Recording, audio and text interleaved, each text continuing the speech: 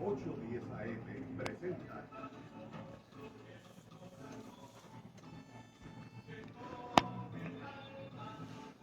Encuentro con Cristo y los hermanos, un programa producido por el Movimiento Crucitos de Cristiandad para reflexionar sobre nuestro peregrinar, caminando con Cristo hacia el Padre a impulsos del Espíritu Santo. Y ya con ustedes, los moderadores de Encuentro con Cristo y los hermanos. Buenas noches, hermanos. Nos encontramos en WKBM 810 AM Radio Paz. Este es su programa Encuentro con Cristo y los hermanos del Movimiento de Cursillo de Cristiandad. El Movimiento de Cursillo de Cristiandad con este programa quiere llegar a tu hogar y a tu conciencia y recordarte que Dios te ama. Hoy me acompaña, como siempre. Muy buenas noches, Pablo Rodríguez Muñiz por aquí, hermanos. Pues hoy vamos a tener un programa referente sobre la Eucaristía y vamos a proponer de un escrito que tomamos de Catholic Link sobre el tema de la Eucaristía, pero no meramente con la palabra Eucaristía, que significa dar gracias, sino a lo que se refiere y cómo eso en la vida ordinaria nuestra tiene una consecuencia. Hay personas, la pregunta de base es esta: ¿qué tiene que ver la Eucaristía con el resto de mi semana? Sí, muchas personas, ¿verdad?, como precepto de la Iglesia, y la Iglesia tiene algunos preceptos que son, ¿verdad?, que ordena, que se debe y manda que se cumpla. Hay cosas que son el mínimo, que es un precepto del mínimo. Y entonces, pues, uno de los preceptos de la Iglesia es asistir a la Santa Eucaristía una vez en semana, precisamente sábado por la tarde o domingo. Sábado por la tarde existe porque se supone que el precepto es domingo, pero el sábado después de las 4 de la tarde, después de las 5 de la tarde, que cuenta, como le llama a la gente comúnmente, que cuenta, como si eso fuese un check mark y hay que cumplir con eso y ya, sino que valida ese precepto cuando hay profesiones que por su naturaleza, como por ejemplo policías, médicos, enfermeros, first responders, como le llaman en algunos casos, pues se les hacía imposible trabajar, ¿verdad?, los domingos o el domingo ir a participar a misa porque no habían suficiente y se permite eso. Pero la realidad es que es un precepto de la Iglesia. Y acá en el Oriente, en el Occidente, se celebra misa diariamente. No es muy común en otros ritos donde se celebra una gran misa que dura 3 horas, pero ya desde el tiempo de San Agustín se hacía misa todos los días. Y eso es importante, ¿verdad? Porque uno celebrar la misa todos los días es una gran ventaja, porque todos los días se hace presente en una manera muy especial en la Eucaristía la transubstanciación, o en la pasión, muerte y resurrección de Jesucristo en vivo y a todo color, y es una gran oportunidad de participar en ella. Tanto porque es la expresión máxima de la Iglesia Católica y el valor máximo está ahí en la Eucaristía. Pero también puede caer en el peligro de que personas que creen que ir a misa todos los días, y como yo voy a misa todos los días, yo soy mejor que otros. O que porque creo que ir a misa todos los días es un peligro también que puede correrse una persona que lo hace de rutina, como si fuera a ver un show todos los días, y no le da el valor de lo que supone eso. Por eso no es que sea que ¿verdad?, a mí me gusta ir a misa todos los días, pero no todo el mundo puede hacerlo, y el que no lo puede hacer no se debe sentir menos porque aquel lo puede hacer y el otro sí lo puede hacer. Entonces, es importante que la misa tiene como fin un encuentro con Jesús. Se hace alimento en la palabra, se hace alimento en la Eucaristía. Fundamental, el cuerpo y la sangre de Jesucristo. No un cantito de Dios, sino todo una presencia, un signo real, donde el creador del cielo y la tierra y de todo se ha querido, una locura de amor, quedarse en apariencia de pan y vino para alimentar nuestra vida espiritual. Imagínate, la Santa Misa, la Eucaristía, que fuente de gracia más grande, con el mismo Cristo vivo ahí para nosotros, y renovando su pasión y muerte y entregándose a nosotros en ese pedacito de pan que ya es la apariencia de pan, pero que es Cristo vivo. Entonces aquí de lo que nos hablan es de cómo llevar esa gran gracia, esa gran fuente de gracia con nosotros el resto de la semana, y qué uso vamos a hacer de esa gracia en nuestro compartir con los demás. O sea que después que termina la misa con el demos gracias a Dios, que no es ahí que se acabe, que la llevemos, como dicen aquí, como un río subterráneo espiritual que va a estar con nosotros en cada uno de los actos nuestros durante la semana. Que no se acabe, que la llevemos viva en nosotros. Y nos dan varios puntos aquí. Dice que cuando nos dicen pueden ir en paz, que esas palabras al final de la misa no es que podemos irnos pues estamos tranquilos con nuestra conciencia porque fuimos a misa cuando se requería que fuéramos a misa, sino que vayamos para comunicar la paz de Cristo a los demás. Estas palabras ahí se conectan con toda nuestra semana. Que la paz de Cristo a todo lo que nos rodeen. La palabra misa, que viene del latín, que significa envío. O sea, nos envían a estar con nuestros hermanos, a evangelizar, a comunicar el evangelio, a llevarles esa gracia, ese compartir cristiano, que es un compartir tan especial, porque proviene de ese amor y de la gracia que nos llega a través de Jesús y del Espíritu Santo. Así que cuando digan váyanse en paz, no digan, ay, qué bueno, se acabó ya la misa, ni nada de eso, y aquí se acabó la cosa.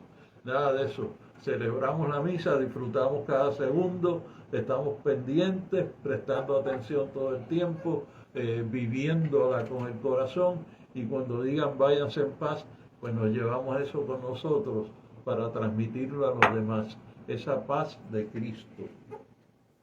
Entonces, pues, esa paz de alguien en el Evangelio y en Cursillo se refuerza. En el tercer día de Cursillo dice para que vayáis y deis fruto. No se puede dar fruto si no está unida la vid y sarmiento, que es la parábola que se hablaba de la vid y el sarmiento. El sarmiento no puede dar fruto si no está unida a la vid.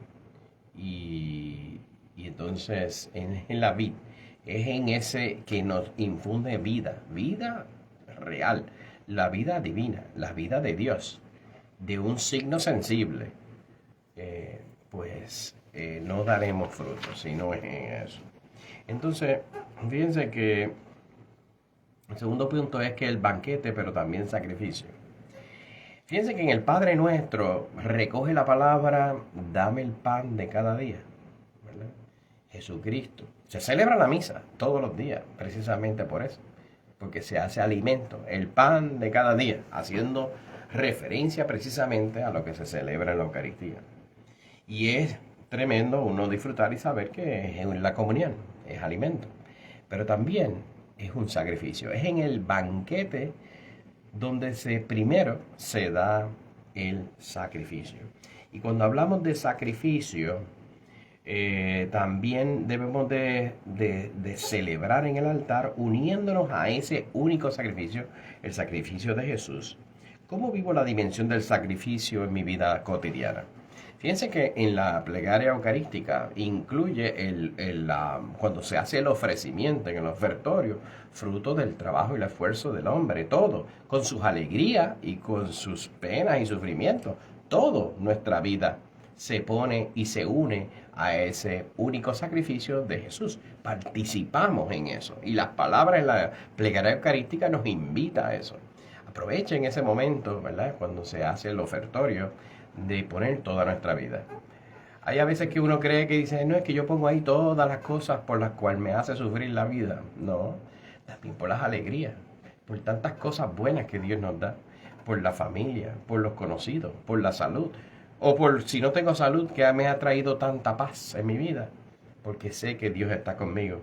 Y ese sacrificio que se hace en uno solo, en el de Jesucristo en la cruz, se actualiza, se hace presente el mismo sacrificio de Jesucristo en la cruz.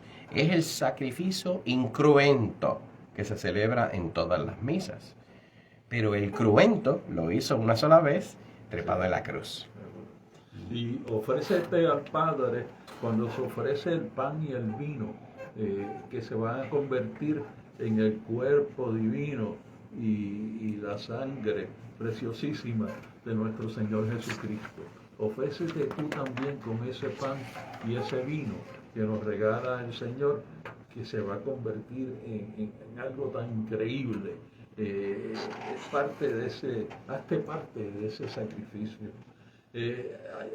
Una clave muy valiosa que nos dice que veamos en qué espíritu fue que se instituyó la Eucaristía.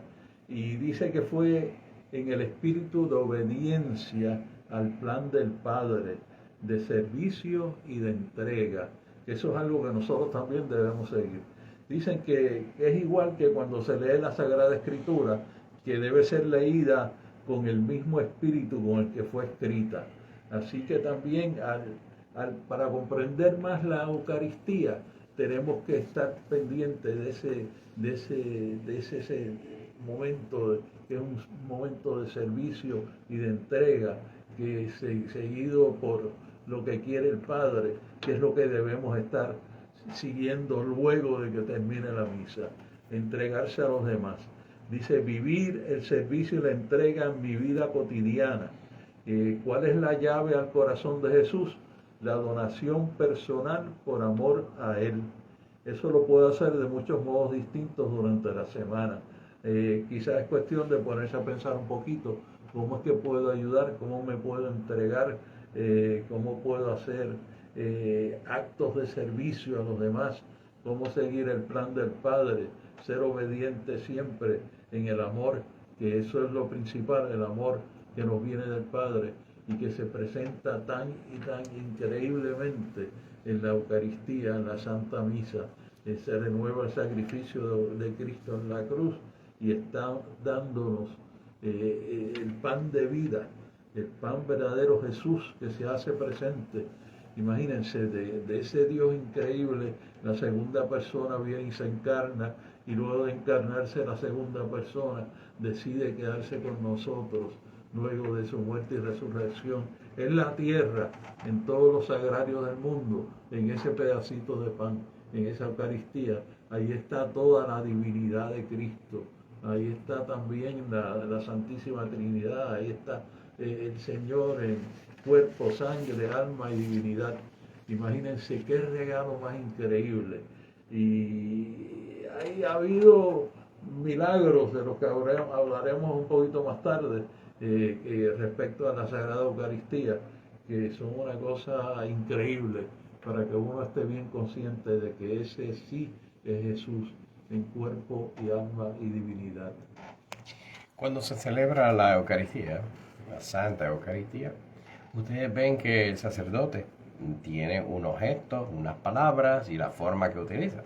Ya sabemos que el fruto del trabajo y el esfuerzo del hombre en pan, ese pan es elaborado, ¿verdad? Porque pues era trigo semilla, se muele, se prepara. Así que eso supone un trabajo, igual que la uva. Las uvas se manufacturan, ¿verdad? El proceso para tener vino. Pero ese fruto del trabajo y del esfuerzo del hombre, el sacerdote, pues lo ofrece, ¿verdad? Ese es el signo que el propio Jesucristo, hagan esto en memoria mía. Actualiza lo de la pasión, muerte y resurrección de Jesucristo. Y vemos un gesto que yo les invito a que cuando vayan a la próxima misa, que vayan, ven que el sacerdote eleva hacia lo alto la Santa Hostia, ya convertida en el cuerpo y la sangre de Jesucristo. Y uno la pone en lo alto, precisamente invita a los otros para que la miren. No para bajar la cabeza, uno por reverencia, sí, aunque chévere, pero es para mirarla. Y aprovechar mirarla. Y yo, el sacerdote, que suelo ir a misa y es mi amigo, mi director espiritual, él lo va presentando así al frente de todo el mundo, de un lado a otro.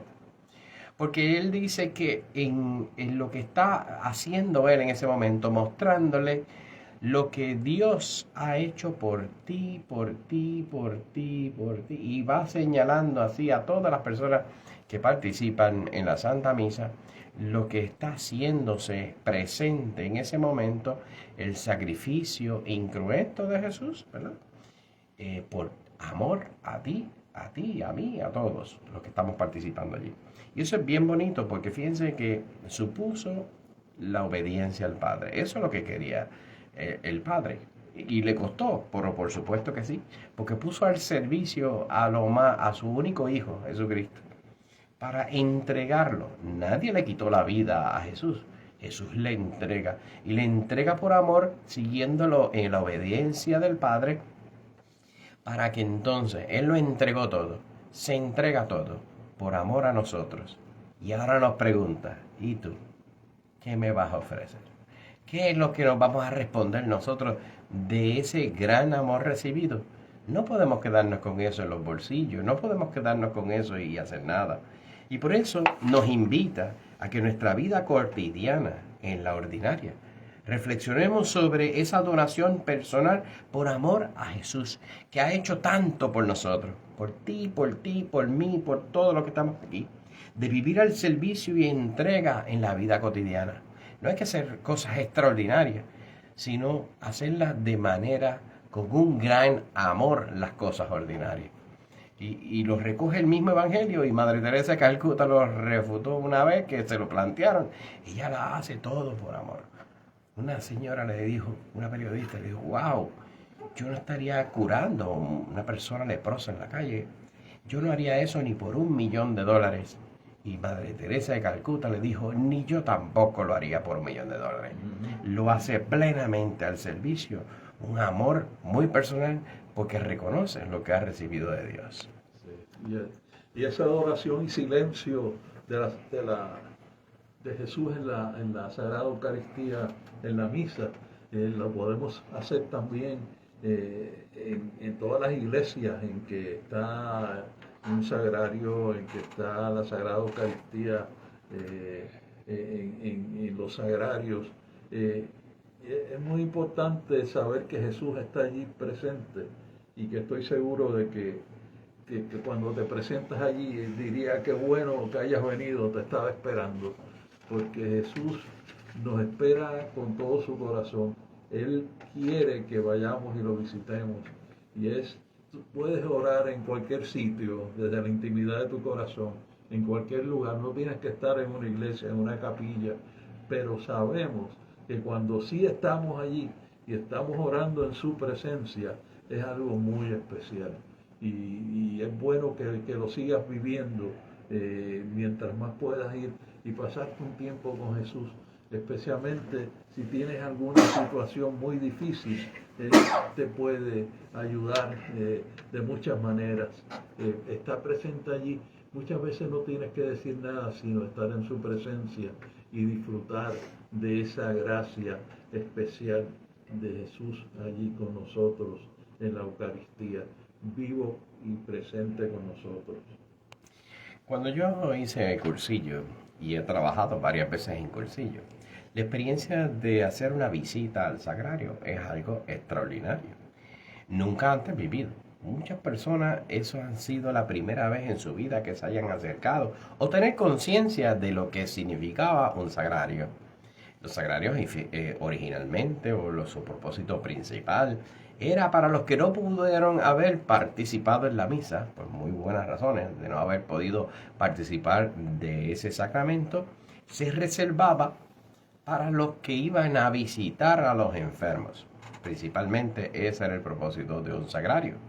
Pero es en un sagrario donde se encuentra la presencia real de Jesucristo, y se quedó con nosotros y se hace presente para contar con Él. De hecho, eso es parte de lo que de lo que uno experimenta en cursillo. Se da cuenta que nos espera, que quiere que le dejemos nosotros compartir nuestra vida con Él, y que nos ayuda. Y hay personas que dicen, ay, pero es que no me dice nada. No, no, Él nunca se calla. Está ahí todo el tiempo hablando con uno, pero en la más íntima de nuestro corazón. Nos da una paz, nos infunde paz, nos da luz y fortaleza en los momentos de agobio, ¿verdad? Y necesitamos hacer eso. Y yo me recuerdo haber hecho una visita, que nunca se me olvida, quién me llevó una visita en Cursillo de Cristiandad en ese fin de semana a un sagrario. No se me olvida, ya la persona falleció, pero para mí me dio una tremenda lección de saber que podía contar con Jesús siempre, que Él siempre estaba ahí para que lo escuchemos a Él y para que nosotros dialoguemos con Él, con alguien que me ama, alguien que no solamente me ama, sino que es alguien que puede ayudarme en lo que le pido. Alguien en el cual uno va y le dice gracias Señor porque estás aquí con nosotros. Te pido perdón porque hay a veces que no, aún sabiendo que puedo contar contigo, decido y no pocas veces hacer lo contrario. Pero Señor, ayúdame. Ayúdame a poder seguir cumpliendo lo que tú me llamas. Dios siempre da lo que después nos va a pedir. Y es en un sagrario en el cual nos abre el entendimiento para poder nosotros realizar de que Él está con nosotros y que que puedes contar siempre con Él en todos los días. Por eso la oración y adoración en silencio, una gran oportunidad de que en el silencio acercarse al Señor con un corazón de querer dejarse amar de Él, dejarse escuchar, dejarse fortalecer con Él de corazón a corazón. De corazón a corazón, así es, se habla de esa presencia como, o sea, es la carne, el cuerpo de Jesús, cuerpo, alma y espíritu y divinidad. Y dice que se identifica esa carne más bien con el corazón de Jesús. Ha habido unos milagros eucarísticos, incluido uno en la anciano Italia, ese fue en el siglo VIII, en que un sacerdote estaba teniendo dudas sobre la transubstanciación y de momento vio algo distinto. La Sagrada Hostia se había convertido en carne y eso fue estudiado en los años 70, hasta la Organización Mundial de la Salud hizo un comité, aparte de los estudios originales y de científicos que estudiaron eso a fondo y encontraron que no podían llegar a una explicación de cómo era que esa carne, o sea, la hostia se había convertido en carne y era carne viva. O sea que es una cosa increíble, era de tipo de sangre AB, que es la sangre que se encuentra también en la sábana santa, en el manto de Turín, y que es característica, o sea, solamente la hay en como 0.04%, 0.05 a un 1% en los residentes de esa zona de Italia, pero en el Medio Oriente la hay de 14 a 15% de las personas tienen ese tipo de sangre. Y también algo que no hemos oído muy a menudo, con el cardenal Bergoglio, el ahora Papa Francisco, en Buenos Aires, también encontraron la hostia, la sagrada hostia convertida en la carne, y la sangre, se encontró el vino, se convirtió en sangre, sangre coagulada. Y también se han hecho estudios muchísimos. Esto pasó en 1996 y muchos científicos han estudiado esto.